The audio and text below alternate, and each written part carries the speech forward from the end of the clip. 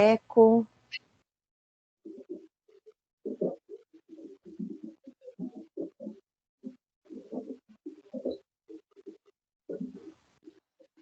Bom, vamos lá. Eu acho que estou gravando. E boa noite, sejam bem-vindos a essa disciplina que é a de didática, que é, assim, uma das disciplinas que eu gosto muito, né?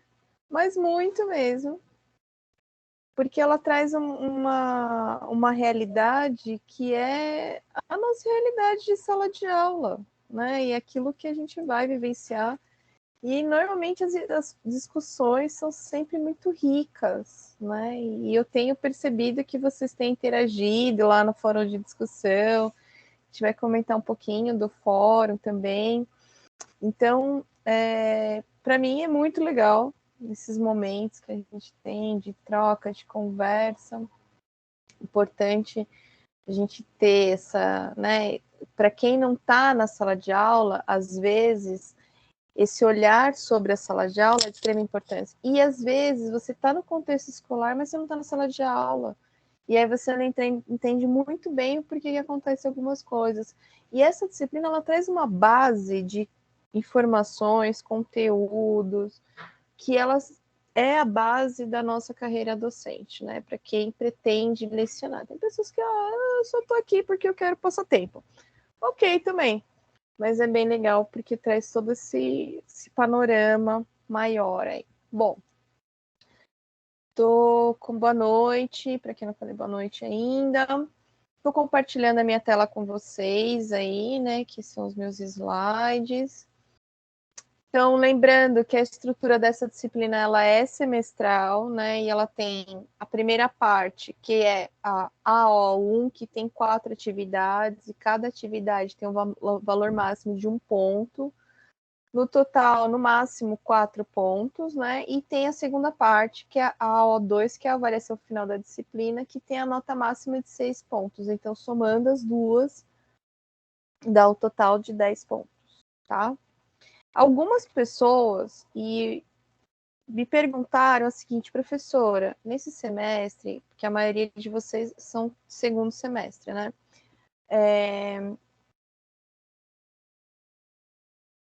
Alguns de vocês perguntam assim, professora, eu percebi que abriu muitas disciplinas ao mesmo tempo, por onde que eu começo?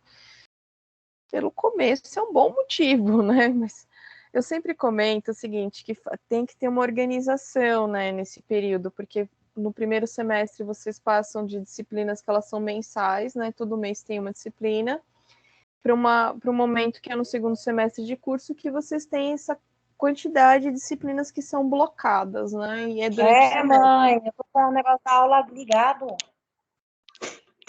Gente, tem alguém com o microfone ligado. Eu vou pedir para desligar, por favor. E aí, o que acontece? Então, tem essa quantidade de disciplinas, e essas disciplinas estão aí, tem que fazer, e eu sempre indico o quê? Façam de uma forma em que vocês vão, né? Uma semana uma disciplina, na outra semana outra disciplina, e assim vai. Aí vai fazendo as atividades das disciplinas, para não perder, para não perder data, não perder prazo. A Caroline traz, né? Já fiz todas as atividades de todas as disciplinas. Que bom. Bom, Caroline. Então, largou lá na frente já, né? Isso é bom.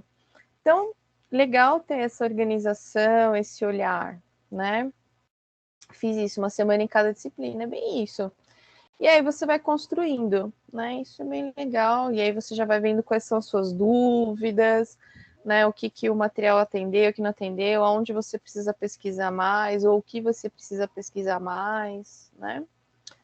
Bom, CPA, né? Que é a comissão própria de avaliação.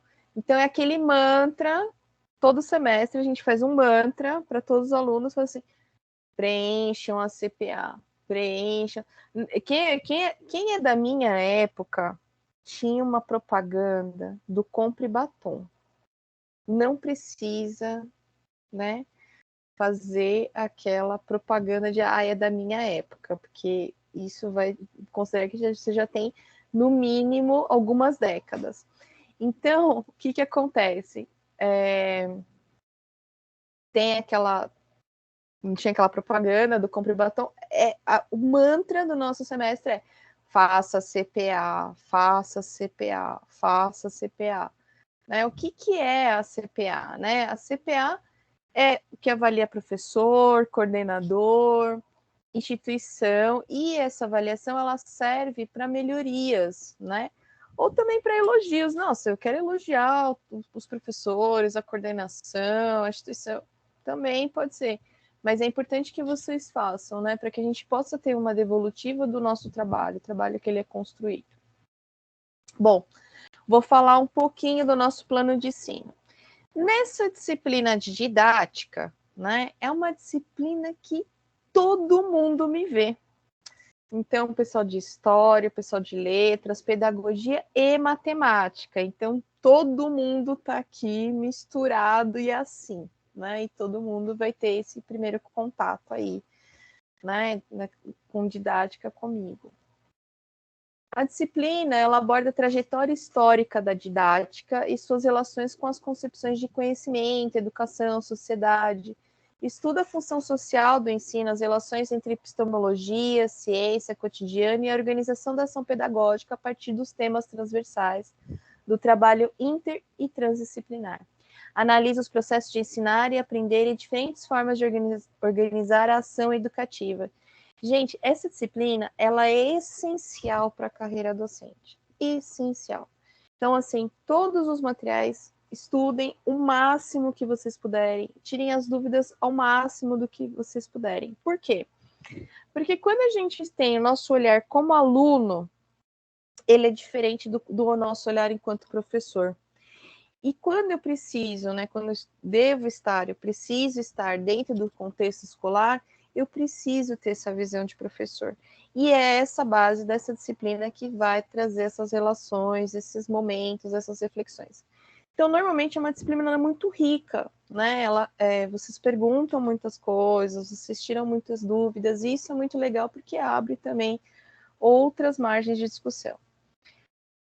Objetivos macro da disciplina: refletir sobre a relação professor-aluno, analisar o papel da didática no ensino-aprendizagem, verificar as tendências pedagógicas para o embasamento da prática de ensino, elaborar o planejamento como principal norte à prática educativa, identificar o planejamento, plano e projeto para executá-los quando necessário, saber o papel do professor na construção dos saberes e o desenvolvimento do aluno no ensino-aprendizado, compreender sobre a avaliação como processo de aprendizagem do aluno e do trabalho do professor, desenvolver as atividades conforme planejamento, podendo ser flexibilizado no contexto da realidade do aluno, entender o plano para alinhá-lo ao processo de ensino e aprendizado. Então, tudo isso aqui. Deixa eu ver o que vocês estão falando no chat. A Luciana traz, achei muito puxado no começo, fiquei perdida, agora decidi fazer 2 tópicos por disciplina. É uma ideia, é uma estratégia, Luciana. Pode ser. Eu fiz por disciplina, escolhi uma e fazia todo tipo um tópico, aí foi rapidinho, legal. É legal ter uma agenda mesmo e vai se programando, né? Porque eu falo que professor e ensino, ele é planejamento sempre, né?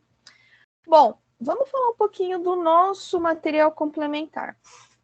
Então, na próxima semana, eu vou abrir um material para vocês, que é um material complementar, que é o estudo a partir de mapas mentais. O que são os mapas mentais? São como se fossem partes de um conteúdo em que eles me auxiliam no estudo, né? Então, eu vou puxando ramificações e vou puxando conceitos. E aí eu vou demonstrar isso a partir de um material que chama-se Pensadores da Educação, que normalmente o que eu faço que foram nas turmas anteriores, né? Em outros momentos. Eu sempre faço uma semana dos pensadores. Então, vocês perceberam no e-book de vocês que tem muitos pensadores. E na primeira vez que eu ministrei essa disciplina, alguns estudantes tinham muitas dúvidas, porque eles queriam aprofundar, né?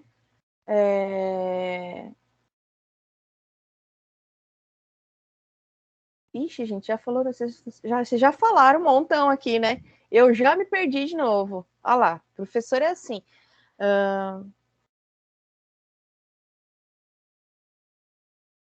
O problema é que as aulas ao vivo não bate, né? Não sei, não entendi muito bem, Luciane, se não bate. Dependendo do grau de conhecimento sobre essa disciplina, podemos ter um bom debate. Sim, Francisco, acho bom. Bem complicado Elisara estiver só lendo o e-book, sem assistir as aulas. Mas tem um conteúdo gravado lá, hein, Poliana? Todas as disciplinas têm aulas gravadas, que a gente já deixa um resumão dos conteúdos. O Benita perguntou de grupo de WhatsApp, não tenho a menor ideia se existe. Lembrando que grupos de WhatsApp não são oficiais da FAM. Cuidado, atenção, né? A Carolina traz a questão do entendimento do e-book, beleza, bom. E aí, vou voltando. Professor é assim, gente, passarinho, precisa tomar um cuidado enorme, déficit de atenção total. Olha só, normalmente, então, sempre o que eu faço? Então, os alunos trouxeram essa questão do aprofundamento nos pensadores. Essa disciplina, ela trata muito sobre a questão da história da educação, sobre os pensadores. Então, e aí o que eu criei? Eu criei uma semana que eu trato dos pensadores. E aí, complementando esse material, ao invés de fazer uma discussão em que a gente só faça lá no final do semestre, eu estou criando um material complementar, em que a gente vai fazer essa discussão aula a aula, né? E eu apresento aqui. Então, a gente vai criar uns mapas mentais, eu vou mostrar num vídeo para vocês, no primeiro momento, como fazer isso, com conteúdos que são os pensadores da educação. Quando a gente olha para a educação ela não é o que ela está, ela é construída a partir de uma construção histórica e social. Então, o que acontece? Muitas pessoas falaram sobre a educação e estudaram sobre a educação. E cada uma delas, de alguma forma, contribuiu para o que nós temos de educação hoje. Professora, a educação hoje está meio estranha, né? Pois é, tá assim. Entretanto, é bom que a gente consiga perceber isso a partir dessa trajetória, né? Não, Poliana, tem um conteúdo que são aulas gravadas. A gente já coloca meio que um vídeo introdutório da disciplina. Todas as disciplinas têm que ter.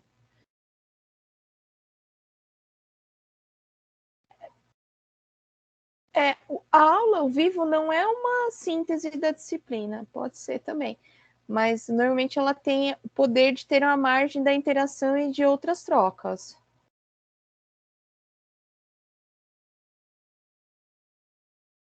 Só o da minha tinha. Não, então, mas aí pergunta para os outros professores. Normalmente, a gente, assim, cada professor, esse semestre a gente teve uma deliberação diferente.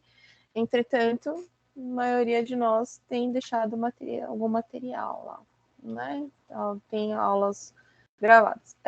Bom, vamos lá, então. E aí, como vai funcionar esse Pensadores da Educação?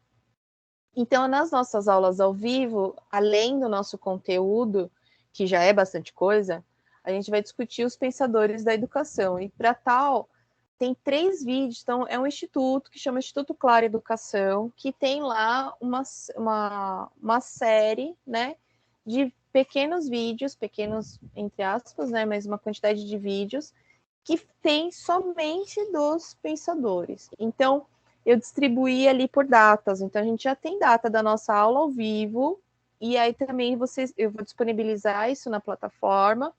Então, para cada uma das aulas que nós teremos daqui até o final do período, né, do final do semestre, a gente vai trabalhar com 3 pensadores nessas aulas, né? Então, a partir da criação de mapas mentais. Então, na aula 2, a gente vai trabalhar com Wallon, Freire e Montessori. Na verdade, o Freire é o que eu vou trazer na explicação do material complementar. Então, é o Wallon e o Montessori. Aí, na aula 3, Vygotsky, Piaget e Skinner. Na aula 4, Pestalozzi, Freinet e Dewey. Na aula 5, Anísio Teixeira, Emília Ferreira e Foucault. E na aula 6, Gardner, Morin e Perrenot. Por que eu preciso saber os pensadores, né? Para poder entender o que é educação, né? E que a educação ela não é feita por uma pessoa, ela é feita por muitas, tá?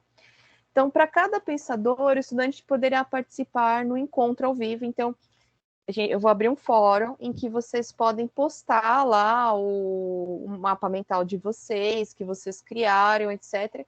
E pode pedir a inscrição para poder apresentar o seu mapa mental na nossa aula ao vivo, tá?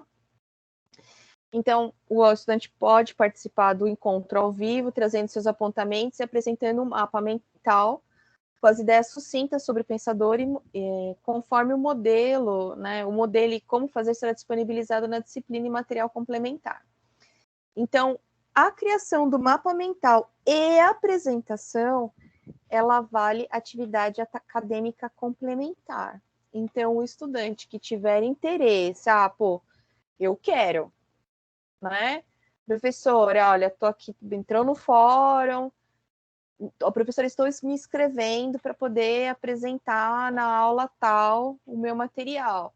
Então, aí o aluno vai ser chamado na aula ao vivo para ele apresentar o pensador e as ideias que ele trouxe ali no mapa mental, e aí é emitido o certificado de atividades acadêmicas complementares. Uhul, legal, né? Vocês gostaram da ideia? Oi. Gente, a Cíntia não entrou? A Cíntia tá aí?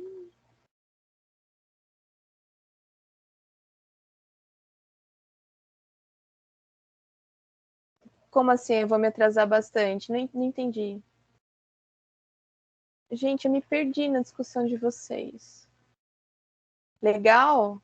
Legal. A Cíntia conseguiu. Ê, aê! 1-0 pra gente. Não as máquinas. É isso. Legal, a Zelene falou também que é legal a ideia. Legal, né, gente? É isso. Então, essa troca, isso é legal. A história da educação, vocês passam, né, pelos pensadores também e tal, mas é legal porque a gente não tem a ferramenta, a gente estuda muito, mas a gente não, às vezes não tem a ferramenta de você compreender como cada pensador tem um determinado conceito. Então isso ajuda bastante, complementa o estudo de vocês também, tá bom? Errei, legal, sim, ok, a Cíntia conseguiu vencer a máquina, uhul. Vamos lá, então. Bom, é isso, né? Vamos falar um pouquinho do fórum de discussão. Fórum de discussão, eu trago algo que é do nosso contexto atual, que é o seguinte: como as novas tecnologias entram no nosso contexto social e educacional, pensando não só como pandemia, mas na vida desse professor. Né? Nós estamos, nesse momento, num meio tecnológico, nós estamos usando a tecnologia para nos comunicar. E, de alguma forma, eu estou trabalhando, né? Eu acho. Estou trabalhando? Estou aqui, estou ministrando minha aula. Então, esse é um novo contexto de vida para o professor. O professor ele se adaptando a essa tecnologia, ele se apropriando dessa tecnologia para ensino. Né? Então, é um pouco dessa reflexão que a gente vem trazendo nesse fórum de discussão. Eu vou responder todo mundo que já foi lá, né? Mas eu gosto de cada aula trazer um pouquinho de cada um, que cada um escreve, que é legal, que ajuda a gente a pensar sobre tudo, né? O Edilson, ele comenta o seguinte: como disse a professora, a pandemia mostrou um mundo de oportunidade de fazer, o divisor de águas é real. Antes o professor era somente presencial, na lousa, frente ao aluno, e a pandemia nos trouxe toda essa possibilidade de evolução e desenvolvimento. Eu não sei ainda disso se nós estamos no momento de evolução. Eu ainda estou um pouco pensativa sobre isso. E olha que eu trabalho com tecnologia da educação faz algum tempo já. O professor precisa se renovar e inovar, sejam métodos, formas de transmissão, jeito de fazer o aluno presente sem estar ao lado. Fato. O que acontece, né? A tecnologia, ela dá a aproximação e o distanciamento ao mesmo tempo. E o professor, ele teve que criar estratégias para que esse aluno ele ficasse cada vez mais próximo, que ele não sentisse o distanciamento. E o que é importante, né? Nesse período pandêmico, muitos professores tiveram que realmente se readequar, né, a essa realidade. Só que o que aconteceu também? Muitos conceitos, né, muitas ferramentas, elas foram propagadas e foram utilizadas de forma, assim, desgovernada. Tem que ser aula online. Pega qualquer coisa, vai. E aí, o que aconteceu? Muitos professores ficaram assim, perdidos nas teorias, né? Perdidos nas ferramentas. E aí acabou acontecendo o quê? Esse professor, ele sentiu mais dificuldade, né? E um outro contexto que a gente vem percebendo, que vem surgindo, que é esse contexto online, ele é ainda crescente, de uma forma que vem muito forte. Alguns anos atrás, eu vou ter uma aula que a gente vai discutir sobre essa questão da tecnologia na educação, mas alguns anos atrás, vinha vindo uma demanda muito forte dentro do ensino médio que uma porcentagem da carga horária do ensino médio ela fosse realizada online. E essa deliberação ela encontrou uma barreira muito grande, que foi a barreira do professor, o professor falando que não, que isso não era possível. A pandemia ela fez o quê? Ela abriu essa possibilidade. E nessa abertura de possibilidade, o que aconteceu? Esse professor, ele teve que se reinventar. Nesse que ele teve que se reinventar, ele demonstrou por meio de provas, né, que era uma possibilidade. Então, aquilo que ele era contra, ele teve que aceitar. E nessa nova realidade, nessa retomada das aulas, nesse processo, essa tecnologia ela entrou e ela vem tomando, né, esse processo de trabalho dos professores de um jeito em que é de uma forma imensurável até, né? E aí ele traz também, nesse ponto abriu-se o mundo de tecnologias como forma de aprendizagem, transmissão e imensidão da imaginação. Pois é, Dilson, eu ainda estou um pouco perdida com tanta tecnologia, e olha que eu sou da tecnologia. Né? Aí tem mais duas postagens aqui, né? Uma da Jaciara e do Agostinho. A Jaciara traz, com a pandemia, descobrimos um mundo completamente diferente do que estamos acostumados. Antes de aula presencial, com o professor escrevendo no quadro, acompanhando as dificuldades dos alunos bem de perto. Com a pandemia, descobrimos uma nova forma de ensinar, aplicando conteúdos diversificados para conseguir a atenção de cada aluno. Importante, não é só a aplicação do conteúdo, mas eu também tenho que pensar na estratégia de como acompanhar o aluno online. Como é que eu sei que o aluno está com dificuldade? Como é que eu auxilio no processo das relações de interação online, né? Então, isso também é um pensamento, tá, gente? A gente está construindo aqui, todos nós, pensando juntos esse processo. Nós somos os agentes atualmente de todo esse processo.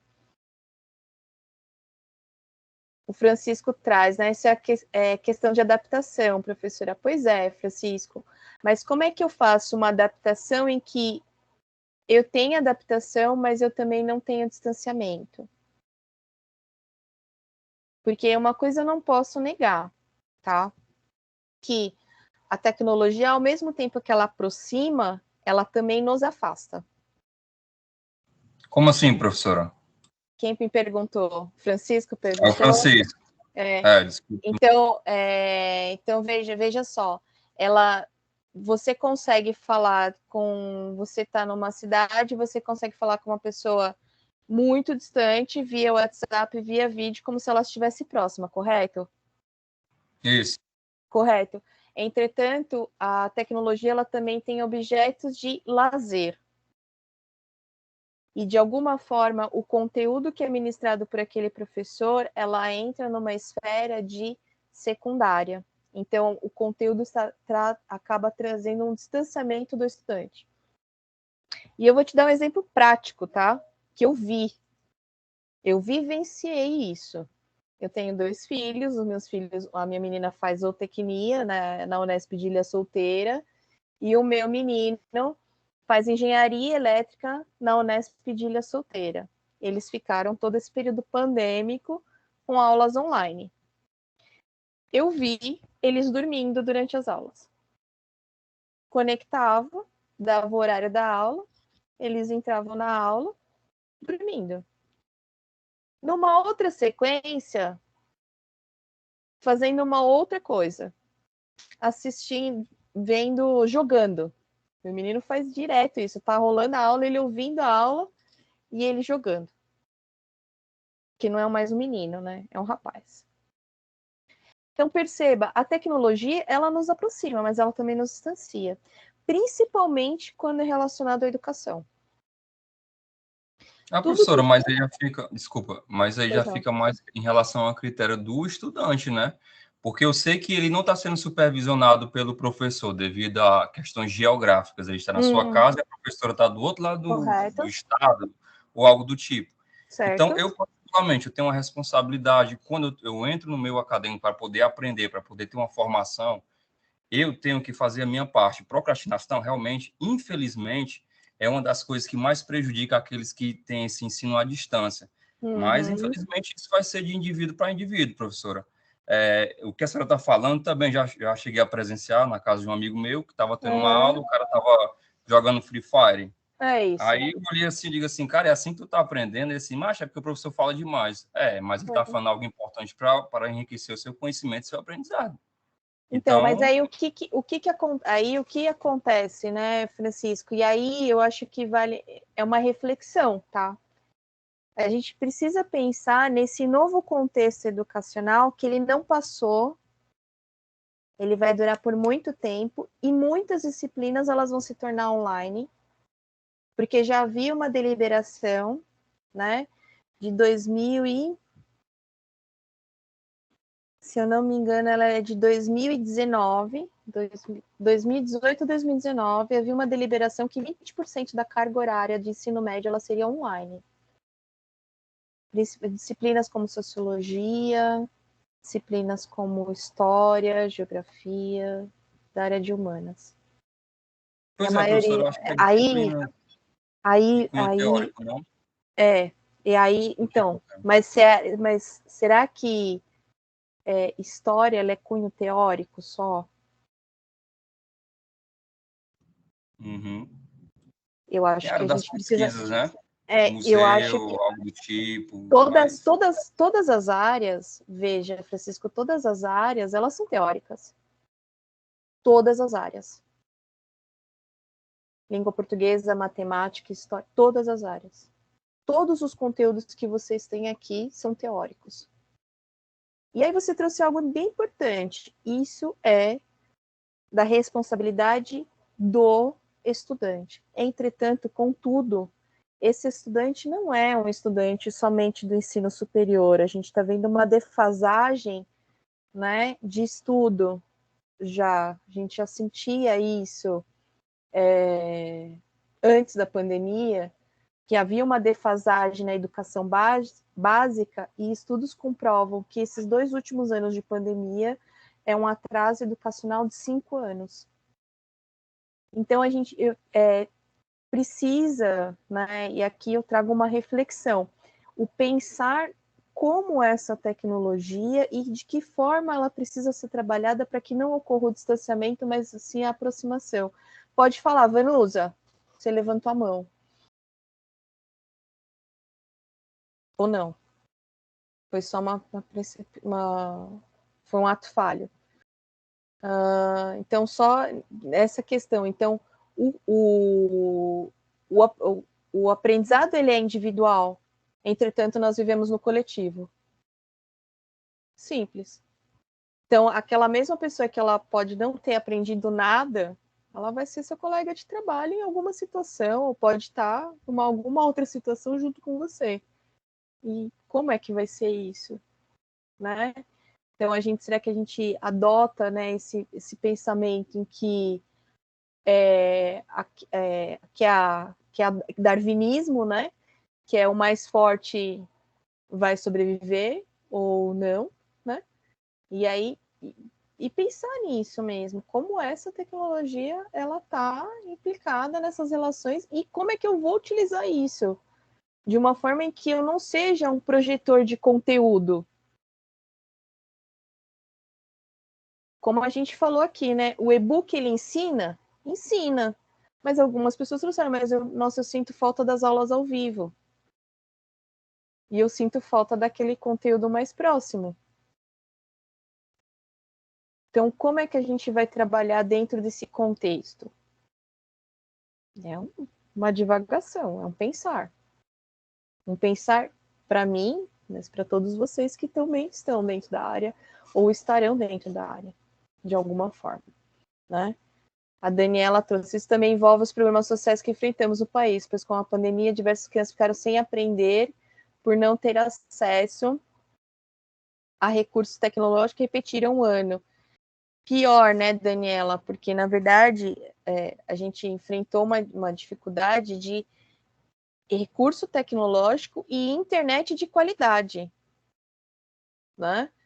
Então, a gente compreende que para que eu faça a utilização dessa plataforma, que esse suporte que chama-se Teams, eu preciso instalar um programa, eu preciso ter um e-mail do próprio Teams ou de uma outra. Então, quantos letramentos precisam ser ensinados para que você tenha acesso? E aí se enfrenta um problema maior, né? Existe uma pesquisa que ela é de 2016, em que ela fala que 70% dos jovens têm celular. Pesquisa governamental tratando sobre isso. Por quê? Porque essa pesquisa é que dá o embasamento da lei que coloca o ensino médio com 20% online. E aí o que aconteceu? 70% dos estudantes. Legal, né? Boa, beleza. Tem aparelho, uma faixa etária X. Olha que legal. Então, de acesso. Dispositivo móvel, todo mundo. Blá, blá. Cara, não teve internet para todo mundo. As pessoas não tinham acesso. Uma aula dessa, quanto que ela toma de capacidade de internet, né? Uma aula de 2 horas, quanto que ocupa? Uma aula de um período inteiro, quanto que ocupa? Isso são coisas que aconteceram realmente. Pior, né? Então, assim, uma pessoa em casa tem o celular, o pai ou a mãe, né? Então, eu vi muitos relatos de mães, né? Em que as mães elas falavam assim, mas eu uso meu celular para trabalho. Não tem como eu deixar com meus filhos para eles poderem estudar. E ela tinha 4 filhos. Eu só tenho esse aparelho. Ou eu trabalho, ou eu deixo eles estudando. Então, são escolhas sociais também difíceis. E, novamente, né, a gente, esse período, ela mostrou muito a questão de quem são, né, as pessoas que têm possibilidades de. Gente, eu dentro lá a gente estava num grupo de estudos e aí a gente conversando sobre esse período pandêmico e eu comentei, eu falei, gente, eu me sinto a pessoa mais afortunada desse mundo. Por quê? Porque aqui são 3 celulares conectados à internet mais 3 computadores conectados à internet simultaneamente. Sem problema de conexão nenhuma. Eu sou uma pessoa afortunada. Cara, a gente teve a medição de vida a partir do seu acesso à internet. Vocês perceberam isso? Como aonde você pode. A gente teve. A nossa classe social ela foi medida por nosso acesso à internet ou mesmo por você poder trabalhar home office. Então, pensar, né? A Viviane estava sendo professora da minha filha na pandemia, foi difícil. Acredito que seja muita questão de interesse e foco. Tá bom. A Stephanie tá saindo porque tá com problema com o bebê dela. Tem uma organização também. No momento tô na aula e tô dando banho no filho. Pois é, Juliana, bem isso. Então, olha só. Muitos de vocês estão aqui assistindo minha aula e estão comendo. Estão assistindo minha aula, estão... Assim, Quando a gente está na sala de aula, o que você está fazendo? Ou você está olhando para o professor, ou você está no seu celular, vendo qualquer outra coisa, ou você está escrevendo. Quando a gente passa dessa esfera, quando ela vira, né, essa esfera de cada um na sua casa, isso muda. E isso é uma coisa para o professor pensar, né? Será que ele precisa ter uma aula de 3 horas dentro de uma plataforma, todo mundo sentado assim no banheiro? Né? São coisas que a gente tem no presencial que você não tem no online. E como é que trabalha isso? Né? O Agostinho ele traz essa questão, o processo do aprendizado depende do meio. Há meios eficientes e outros não tanto, mas isso jogado à luz do que o aluno crê um bom meio ou meio eficiente. Isso já era fato antes da pandemia, com o advento da quarentena, em razão das medidas de isolamento social, ficou tangível que o melhor meio agora é aquele que permite que o aluno não pare de se desenvolver, independente do gosto ou não pelo mesmo. Fato, precisa aprender. E como, né? Então, a gente tem e a demanda que está vindo educacional esse ano, né? Essas chamadas que tá tendo dentro desse contexto educacional, né? Então, dos professores que têm entrado, etc., é de recuperação e reforço escolar. Então, pensar sobre isso também. Pode falar, Francisco. Sim, professora. A senhora vê esse ensino pelo EAD, de certa forma, ele ocasiona um certo prejuízo nesse método de ensino entre o professor, essa relação de professor e aluno? Você está fazendo uma pergunta minha para mim em cunho pessoal? Não, assim, de acordo com o que a senhora está falando, os questionamentos sobre relação à distância, sobre o aluno estar aqui e muitas vezes procrastinar, fazer outra coisa, e o professor lá, e a senhora sente essa carência que o aluno realmente não está tendo, assim, não pode ter, corre o risco de não ter um bom aprendizado. É isso que eu estou perguntando, se a tecnologia, de certa forma, está trazendo prejuízo. Então, eu não acredito que ela traga prejuízo. Tanto é que o meu estudo específico é trabalho com os dispositivos móveis na educação. Tá? E eu defendo isso. Só que isso, ela tem que ocorrer por meio, assim, de uma formação adequada do professor. Tudo bem? Então, alguns de vocês já participaram das nossas lives, né? No nosso encontro ao vivo. Vocês já perceberam que a gente não passa de 1 hora? E quando passa, a gente pede desculpa? Alguém já percebeu isso? Ou alguém já viu algum encontro nosso ao vivo de algum evento? A gente tem o tempo que é de 1 hora. E a maioria dos professores, quando estão dando aula para vocês, nesse ambiente aqui, a gente fica no máximo 1 hora. E pode ser que a gente passe um pouquinho, um ou outro passe. Entretanto, é 1 hora. Por quê? Porque aí a gente já tem um estudo específico. Então, percebam, nós trabalhamos a partir de uma orientação específica. Então, eu entendo que 1 hora é o tempo máximo de aprendizado. É um tempo máximo que se tem a possível discussão. E aí, o que acontece? Quando você entra na educação básica da forma que ela foi e desgovernada do que foi, de deliberação caindo de tudo que é lugar, você não teve a formação desse professor. Percebe? Então, eu não considero que a tecnologia ela seja algo que seja ruim. Ao contrário, ela é extremamente importante. Quando é que alguém vai poder ir no Museu do Louvre fazer uma visita ao Museu do Louvre? Eu posso fazer isso de forma virtual. Eu não consigo ir no Museu do Louvre. Não tem nem tempo para isso. Né? Então, não consigo, por nenhum motivos. Poxa, mas eu conheço o Museu do Louvre, conheço a estrutura, conheço as obras que estão lá. Então, perceba, isso é relação tecnologia próxima. Tecnologia que aproxima conhecimento, a tecnologia que dá algo.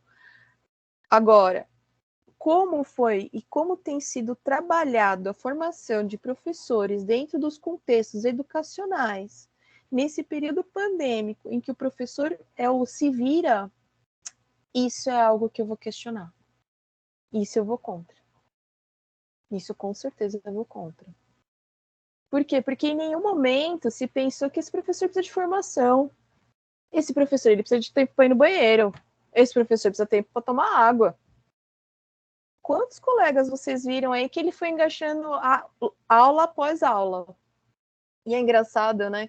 Hoje, só hoje, eu marquei 3 aulas no mesmo dia. 1 hora de aula cada aula. Mas é o limite. 3. Não mais do que isso. E eu sabendo que essa aula ela se estende. Normalmente a disciplina de didática sempre estende. Eu coloco ela no final do período porque eu sei que ela estende. Então é esse o pensar, sabe, Francisco? Como isso ocorre? Tudo na educação, ela é sempre top-down. O que é isso? Ela vem de cima para baixo. E o professor tem que dar um jeito de fazer isso acontecer. E se fazer o jeito de fazer isso acontecer, ele vai fazer acontecer. Entretanto, ele precisa de uma formação e ele precisa refletir sobre essa prática também. E é isso que a gente precisa pensar no nosso contexto de trabalho. Como isso ocorre? Né? E a gente parar para pensar de que forma eu estou sendo, né? Existe a possibilidade, eu estou tendo a formação, estou sendo visto como professor, ou estou só cumprindo ordens. Então, isso é um pensamento. Então, são duas coisas. Assim. Não sou contra a tecnologia e acho que o EAD ele tem tudo há anos isso, né? Então, eu trabalho com o EAD desde 2003 já, né? Então, desde os tempos remotos já se pensava muito nisso, nessas discussões, nessas relações, só que a gente está vindo num outro contexto, ela está chegando em outros segmentos. Antes era só no ensino superior, ela está chegando em outros segmentos. Como é que é isso? Como é que eu verifico se o aluno está escrevendo certo ou errado no ensino fundamental 1, que é no caso aqui da pedagogia? Ou se ele está fazendo a somatória dos números corretamente? Nossa, mas ele vai precisar ter o quê para ele poder fazer esse cálculo? Que tipo de ferramenta ele precisa ter? São reflexões que elas partem do nosso para o outro. Eu vi muitos alunos, né, de ensino médio reclamando que no período da pandemia eles tiveram que comprar equipamento, porque eles não tinham determinados equipamentos. Ah, mas ele pode comprar? Ele pode. Ou não. Mas a quem cabe pensar sobre isso? A família, a escola, o sistema, o professor. Isso tudo é importante a gente pensar, porque está dentro do nosso planejamento pedagógico. Eu posso ministrar aulas e aulas online. Milhares, todos os dias. Posso. Será que meu aluno ele pode estar todos os dias? Esse é um pensamento, né? Então, quando a gente faz esse olhar sobre, né, sobre essa tecnologia na educação e como ela está sendo aplicada, é esse pensamento. Todos os dias aulas de português, todos os dias aula de matemática. Precisa de todos os dias ter aula de português, todos os dias ter aula de matemática, como tem no presencial? No presencial, eu tenho uma aula de 50 minutos, 15 minutos é só para fazer chamada e colocar o pessoal sentado, quieto. Aí, 15 minutos é para isso. Então, eu já perdi 15 minutos, 35 minutos de aula. Eu dou 35 minutos de aula no presencial. São reflexões que a gente precisa parar e pensar. Né? Respondi a sua pergunta, Francisco? Se eu não respondi, você me fala. Tá? Sim, professora. Foi bastante sucinto na sua resposta. Sucinta e longa, né? Porque daqui a pouco eu tô passando da meia-noite, daqui a pouco, desse jeito. É isso que eu ia falar, que a paz tá acabando. Vamos lá, Desculpa questão aí, dissertativa. professora, desculpa Bem, aí. sem problema. Questão dissertativa de vocês. Falando, tem duas questões, então ela é randomizada a questão. Pode ser que uma caia para uns e outra caia para outros. Entretanto, tá as duas aqui, a explicação das duas. Na primeira dissertativa, você tem lá uma professora no meio dos alunos, em que cada um está falando alguma coisa relacionada, provavelmente, à área de matemática, né? Porque tem figuras geométricas e tal. E é para descrever a relação de interação entre professor e aluno na imagem. Então, gente, essa imagem que o professor ele se coloca no meio dos alunos e que ele interage, ele faz a troca, é, né, construtivo, progressivo, né, é outra pegada, interacional, né, tudo isso aí. E a segunda parte é pensando no professor em que ele só expõe os conteúdos como ouvinte, então já é tradicional. Essa figura do professor em que ele se coloca como centro, eu falo e vocês me ouvem, isso aí, ele já foi, ó, tempão atrás, passou, não existe mais essas aulas, né? E aonde é que está a interação, quando o professor, o momento que é de aprendizado na interação. Então, eu tenho que descrever e pensar na comparação, né, na letra B, pensando na comparação com as aulas tradicionais. A diferença entre elas, né, o que elas possibilitam ou não. Eu acabei respondendo aqui, vou continuar respondendo, então vou parar. Num segundo momento, é uma tirinha da Mafalda, e a Mafalda traz lá, né? Tem um amiguinho lá da Mafalda, o Manuelito, e o Manuelito fala: péssimo, a professora me deu péssimo outra vez. E para isso que a gente vai todo dia à escola? Se eu viesse de vez em quando, ainda vai. Mas fazer isso com o freguês, para aí. Reflita sobre a forma em que o professor avaliou o aluno, registre sua reflexão. Péssimo não é bom, nem para o aluno e nem para o professor. Aonde é que o professor ele constrói, né? Ele constrói nas relações, nas interações, no feedback. Então, mais ou menos isso, tá, gente? Vocês melhorem aí as minhas palavras. Ai, conteúdo do e-book 1. Gente, ó, eu vou estender até 10h20 no mais tardar, tá? E, ó, ninguém pergunta nada, todo mundo fica quieto, não levanta a mão, não respira, tá? E vamos lá. Então, a didática, o que ela faz? Ela faz essa leitura do processo de ensino e aprendizagem, a relação professor-aluno, a relação conteúdo-aluno-professor. Então, a gente vai olhando todas essas esferas dentro da didática. E o que é de apoio para esse professor, né? A legislação. Um bom professor, ele conhece muito bem a legislação. Então, eu vou desde a LDB, Lei de Diretrizes e Bases, de 1996, até, propriamente, a Base Nacional Comum Curricular de 2018. Tá? 2018? É. Então, o que acontece? Tudo isso envolve, então, todos os processos, todos os documentos legais, eles são importantes para mim. Eles são importantes para o meu trabalho enquanto professor, mas também para a minha prática pedagógica. Eu gosto de trazer uma reflexão sobre, quando eu falo sobre legislação, porque eu sempre fui um professor que estava ligada na lei, de alguma forma. E aí eu lembro, eu já passei 2 vezes, né, como concursada no estado, e eu não me adapto ao sistema, eu acabo saindo, exonerando. E uma dessas vezes, eu tive uma diretora em que ela... Eu não lembro o que foi que eu falei para ela que não ia fazer, não era algo do meu cargo. E ela virou para mim, ela falou assim: você sabe que você está no probatório, né? Eu falei assim: eu sei. E você sabe que eu conheço a lei, né? E você sabe que eu conheço a lei, que você não pode fazer isso comigo. Aí essa diretora, ela deu 2 pés para trás. Gente, lei são armas para quem as utiliza e para quem as recebe. Tá?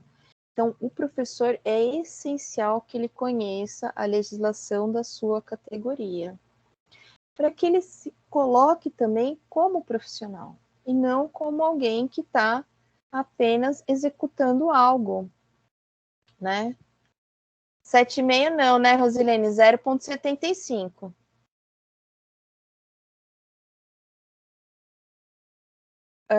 O Aguinaldo traz motivação total por parte do professor. Os alunos de cliente, como na tirinha fala que... Pois é. A Luciana, na escola que eu trabalhei, chamávamos os alunos de cliente, como na tirinha o aluno fala que é freguês. Meu, essa fala, voltando só a fala do Miguelito ali, gente, o professor ouve muito isso, eu pago o seu salário. Gente, e uma vez um aluno ele falou isso, escola aí, né, boa de grana e tal, e ele falou, eu olhei para ele e falei, meu, você me paga muito mal, cara. Você quer que eu mande uma carta pro seu pai pedindo aumento? Você me paga muito mal. De verdade.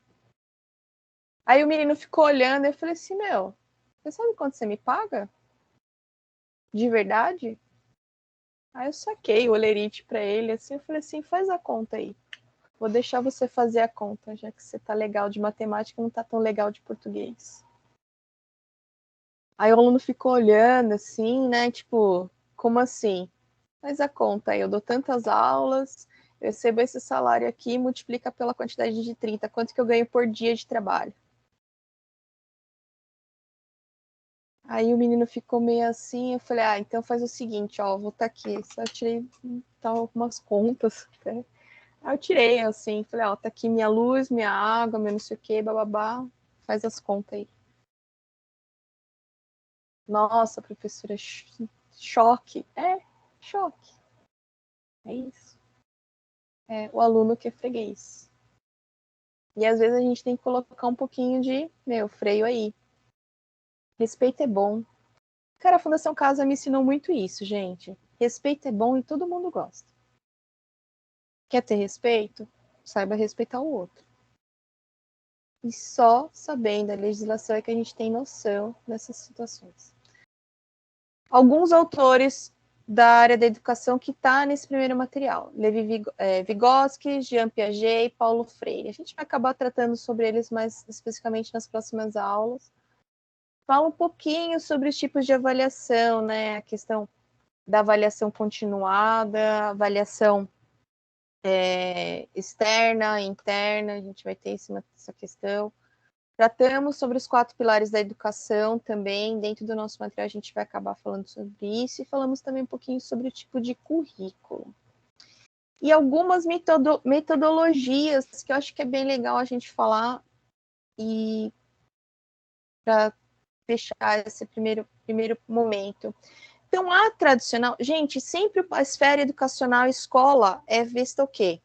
Comunidade, escola, professor, aluno e direção, são os funcionários. Isso é a comunidade escolar. Isso é escola, tá? Então, na tradicional, eu tenho um professor que é autoritário, ele é o centro desse saber. E o aluno é passivo, é aquele que só recebe. E, por acaso, esse aluno é o que também não aprende. Né? É aquele que tem o professor que fala mal, é o aluno que é desinteressado. Cara, gente, escola é muito chato.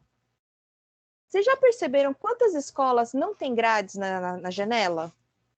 Vocês já perceberam as escolas? Comecem a observar. Quantas escolas não têm grade? Vou deixar isso para vocês pensarem e refletirem e andarem na comunidade de vocês para vocês observarem quantas escolas que não têm grade. Tá? Quantas escolas elas são abertas. O Aguinaldo, eu fui humilhado por um professor por não conseguir aprovação em uma avaliação. Fiquei muito machucado com aquela atitude. Pois é, Aguinaldo. E tem um monte de professor que gosta pra caramba de falar assim, eu sou dono. Tá vendo isso aqui? É o diário. Sabe quem vai dar nota? Sou eu. Não é não? É isso. Gente, tem um monte de professor aí que é bem essa pegada aí, tá, Aguinaldo? Escroto. Desculpa dizer da forma que eu vou dizer, mas é. Não pensa no aluno, não reflete sobre a forma que fala, não tem o cuidado. Eu gosto de trazer uma história. Eu sou cheia de histórias, né, gente? Nossa, eu vou virar a lenda. Mas é o seguinte, ó. Eu trabalhei no estado, né? E aí e eu sou um professor, eu sou uma pessoa que, eu, quando sou concursada, eu sou aquele profissional que dá todas as abonadas, que dá todas as não abonadas, as justificadas, as não justificadas. Mas olha, eu faço, eu pinto e bordo. Eu sou desse jeito, eu já assumo. Eu sou desse jeito. Bom, por isso que eu falo que eu não me adequo ao sistema. Porque eu preciso de regras mais assim, para poder realmente fazer o meu trabalho. Bom, vamos lá. O que aconteceu? Eu dava aula para uma turma que era de quinta ano não, quinta série, sexto ano do Fundamental, que é os menores, né, Fundamental 2. E aí, tinha uma menininha, gente, é a menininha mais fofa que eu lembro de todos os alunos que eu tive. Era uma fofura. Eu lembro dela por muitos motivos, né, mas ela era uma muito fofa. Então, ela é aquela aluna que te levava um pequeno mimo, sabe? Assim, coisa boa. Porque eu sou dessas, eu gosto de presente também. E aí, o que aconteceu? Teve um determinado momento que a gente percebeu, o grupo de professores percebeu que aquela aluna estava com piolho. Aí eu fui lá, e eu sou desse, eu sou muito assim. Pô, então, seguinte, coordenador fulano, aluno tal de tal sala tá desse jeito. Tudo bem? Tudo bem. Aí eu falei, ó, ô fulano, é o seguinte, a aluna tal da série tal tá com piolho. Tem que avisar a família. Gente, Fundamental 2. O povo corre, pula, se gruda do nada, né? É assim. E era um horário do período que é da tarde. O período da tarde é o período que é o. Eu não tenho nem explicação para dizer. Não é o povo do sono, é o povo que já está ligado no 80 mil, né? Para quem trabalha na escola à tarde vai entender o que eu estou falando. Bom, seguinte, é isso, tá bom? Tá bom. Eu não sei por que cargas dadas, feriado, não sei o que, falta, enfim, testar, sei lá o que aconteceu. Eu fiquei acho que 2 semanas sem dar aula nessa turma. Quando? Tô lá na sala dos professores, eu falei assim, ó, pô, gente, faz 2 semanas que eu não entro nessa turma. Eu, rapaz, tanta coisa. E aí, como é que tá a turma? Ah, a menina a piolenta tá. Aí a pessoa assim, vocês viram a piolenta? Eu falei, a menina tá com piolho ainda dentro da sala? Ah, tá, a piolenta. Gente, sala de professor é o pior lugar que existe nesse mundo. De verdade. Eu tenho ciência disso. É onde faz o bullying, né? Aí eu peguei e falei, olha, o que tá acontecendo? Eu falei, ó, vou pra lá agora, né? Era depois do intervalo da aula. Aí, você vai ver. Beleza. Entrei na aula. Gente, a sala era o seguinte, essa menina, ela sentava na frente, era a primeira carteira.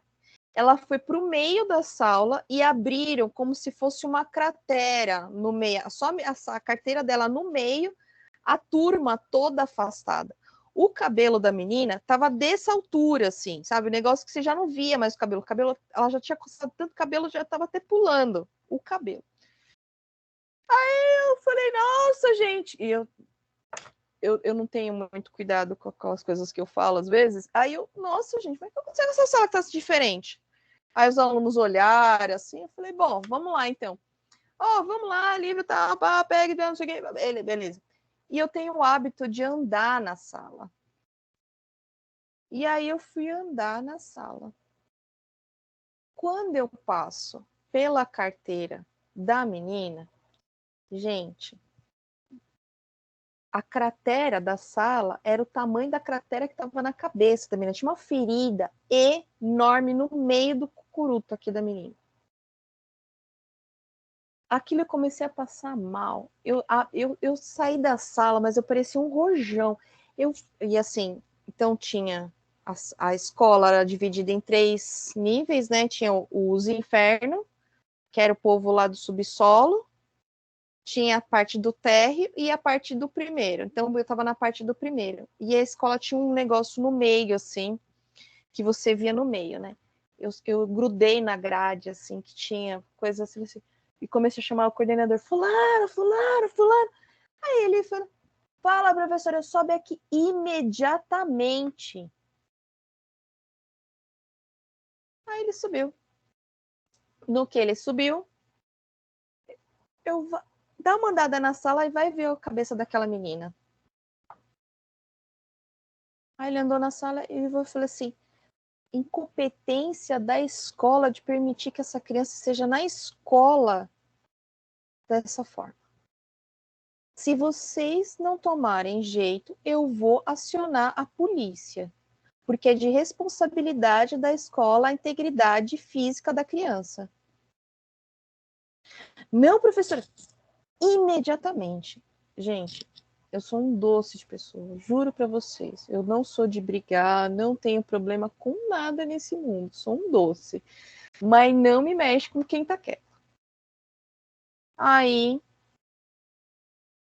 final da situação, a aluna ficou internada. Gente, uma sala de Fundamental 2, no mínimo, passa 8 professores durante a semana, diferentes. Precisou que um professor tomasse atitude. Né? Então, é um pensar. Né? Bom, passivo. Quem está na escola tradicional, somente estão pensando nessa escola tradicional, só tinha acesso aos filhos de burgueses. Né? A renovada, eu tenho um professor que ele é facilitador, ele auxiliava o aluno no seu aprendizado, o aluno era o foco e tinha acesso para toda a sociedade.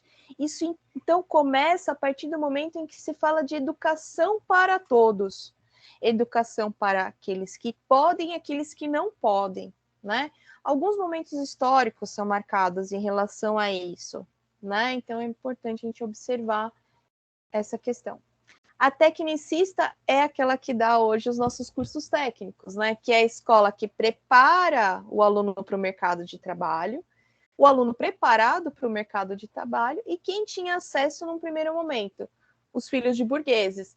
Atualmente, esse ensino técnico ele é para todo mundo, mais ou menos isso, né?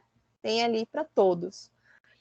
A progressista libertadora é o professor como um conselheiro, o aluno ele reflete sobre o seu cotidiano e a escola ela se torna democrata e inclusiva.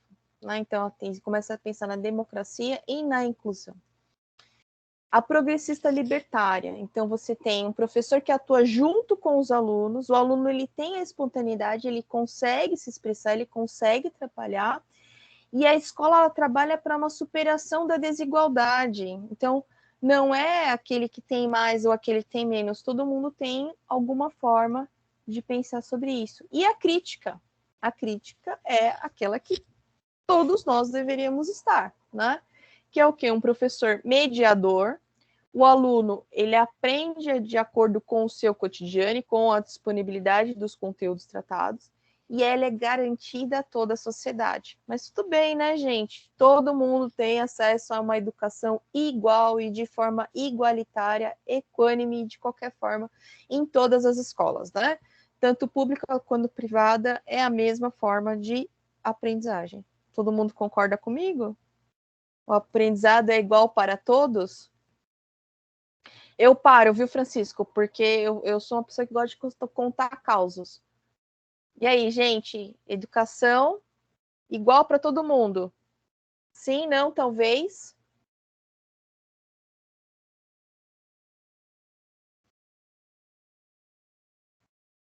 Não é igual, né, gente? Não, não, não.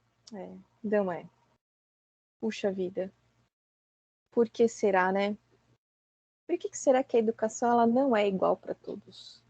A LDB de 96 ela fala: a educação deve ser igual para todos. De acesso e igual para todos. Vou deixar vocês pensando sobre isso. E paro por aqui, chega por hoje. Beijo, tchau para vocês. A gente conversa em outro momento. Políticas públicas. Pô, Francisco, mas políticas públicas existem. Como você pode falar que as políticas públicas não existem? Professora, a senhora perguntou questão de igualdade, né? Você perguntou isso. Então, se infelizmente em relação à escola pública o ensino não é de tanta qualidade, infelizmente isso é questão dos governantes, né? Políticas públicas, né? O que está acontecendo que de fato não está sendo cumprido aquilo que foi estabelecido, justamente que a senhora acabou de citar, a LDBL, a Lei de A Diretrizes, né? LDB, Lei de Diretrizes Pois e é, Bases. então infelizmente fica uma coisa que é só teoria. Quando você vai olhar na prática, não funciona. Então, o que é que está acontecendo que isso não está funcionando de fato? Pois Eis é. o problema, né? Eis a questão. Francisco, existem leis, existem políticas públicas. Agora eu acho que aqui eu vou deixar essa reflexão para todo mundo, tá? Aí na próxima aula a gente pode até voltar nessa questão das políticas públicas. Por que elas não são praticadas? Gente, veja, quando eu tenho uma lei educacional, a Base Nacional Comum Curricular. A Base Nacional Comum Curricular, ela é para todo mundo e igual. Para todas as disciplinas você tem as diretrizes. Por que a gente tem um tipo de educação no particular e é diferente do público? A quem atende isso? Veja, não é nem na questão pensando político. Por quê? Porque quem cuida das escolas públicas... Oi? Mas tem influência, né? A questão das políticas públicas também, se elas não forem boas, elas podem refletir numa péssima educação, péssima qualidade de saúde, péssima segurança. Tem reflexo, infelizmente. Tem reflexo em outras áreas. E aí você para e pensa. E sabe o que é o mais interessante, Francisco? É o seguinte, eu já vi colegas que trabalharam comigo, que eles trabalhavam em instâncias diferentes, então na pública e na particular, tá? E ele falava o seguinte: a aula que eu dou aqui é menos do que eu dou na particular. Será que isso é algo que está relacionado à política? Não. Mas a índole desse professor. Por quê? Veja, se eu dou a mesma aula para uma turma na particular e na pública, por que eu vou fazer diferença? Existe uma diferença social que as pessoas elas não percebem e às vezes na educação a gente percebe muito menos. Porque a gente tem um hábito, muitas vezes, de colocar muito para as políticas públicas, para alguém fazer, sabe? E aí a gente precisa pensar também qual que é a nossa parte em tudo isso, sabe? Não estou falando que isso é algo de todo professor. Não estou dizendo isso. Mas por que existem essa diferença? Por que eu, professor, porque aqui me paga 4 pessoas e no outro eu recebo 2? Cara, é a mesma aula, eu sou o mesmo professor. Isso eu já tive várias brigas, assim, homéricas por causa disso. Falei, e o professor falando, eu falei, que mundo você vive? Cara, você não aceitou esse salário? Você não aceitou esse salário aqui que é menos que o outro? Por que você vai dar menos do que o outro, cara? Ah, porque eu sou contra. Cara, outra coisa que também, assim, que são coisas que ocorrem, que você fala assim, ok, vamos respirar fundo. a greve branca. Todo mundo sabe o que é greve branca? Alguém Não, sabe o que é? Não? nunca ouvi falar ainda, não. Não sei? Ok. A greve branca é o seguinte, o professor, ele vai para a escola e ele não dá conteúdo.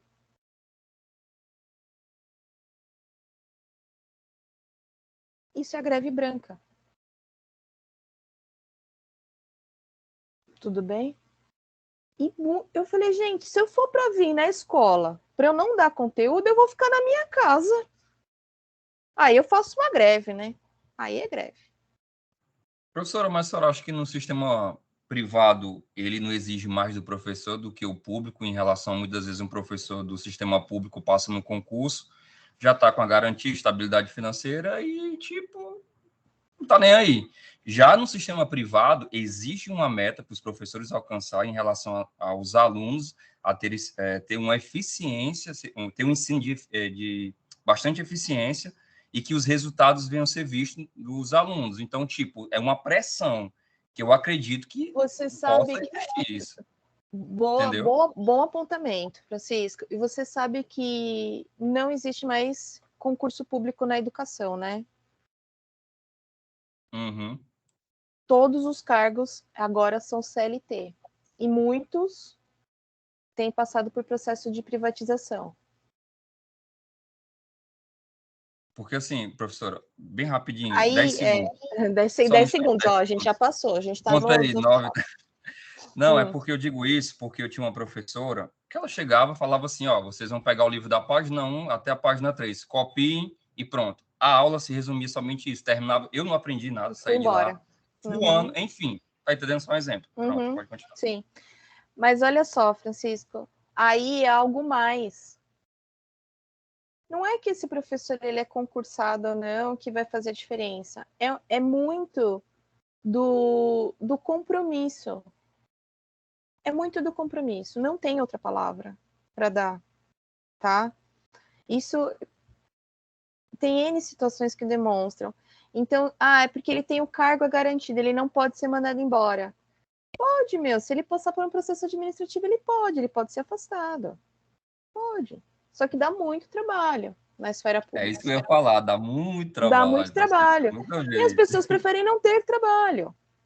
Percebe? Então, o que acontece? Agora a gente está vivendo uma realidade e que concursos públicos serão poucos daqui para frente até extinguir. Só que isso também abre uma outra coisa que tem acontecido com todas as áreas, que é a precarização do trabalho. Tudo bem? Que já é uma outra discussão.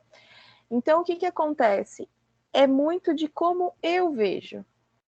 Meu, eu dava aula aqui na periferia da Zona Norte de São Paulo, numa região chamada Jardim Damasceno, tá? Público. Eu pegava o ônibus, subia um pouco mais, ainda ia parar em Taipas, dava aula particular lá. Então, à tarde eu pegava no Damasceno e depois ia à noite para o Taipas. A mesma aula que eu dava no Taipas era a mesma, que era escola particular, era a mesma aula que eu dava na escola pública. Se você. Aí entra uma coisa, é do indivíduo. Se você queria aprender ou não, era um problema seu. Mas eu ia fazer meu trabalho. Uma vez eu tive um aluno, isso curtinho, ó, tem 1 minuto para contar, vou acabar, hein? O que aconteceu? Uma vez o aluno ele falou assim, senhora, hoje a senhora não vai dar aula, não. Eu falei, por quê? Ele falou assim, porque eu não quero. Eu falei, se você não quiser, você pode ficar para fora. Eu vim trabalhar. Você acha que eu larguei meus 2 filhos em casa para vir trabalhar para não dar aula? Você acha que eu demorei 1h30 para chegar aqui para não dar aula? Ao contrário, meu filho. Eu vou sair daqui no meu horário. Beijo, gente. Vocês estão indo para outra aula, é isso? Vocês têm mais aula hoje?